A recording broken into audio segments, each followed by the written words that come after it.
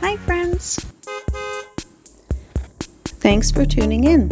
If you like this video, please give it a like, comment below, and take a moment to subscribe to our channel. Welcome to a bike ride along the beautiful Stones River Trail in Murfreesboro, Tennessee. This trail offers not only scenic views but also a rich history.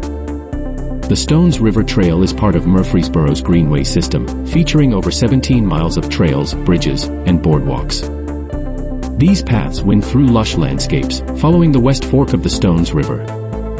The trail is perfect for biking, walking, jogging, and enjoying nature. The river itself is named after Uriah Stone, an explorer who navigated it in 1767. The Stones River has three main branches, the West, Middle, and East Forks. Our trail follows the West Fork, which flows through Murfreesboro and eventually joins the Cumberland River near Nashville. Thank you very much. As we continue, we'll notice diverse natural habitats, including unique cedar glades. These open areas, found within the Stones River National Battlefield, host rare plants and showcase the region's ecological diversity. Thank you for joining us on this journey along the Stones River Trail in Murfreesboro, Tennessee.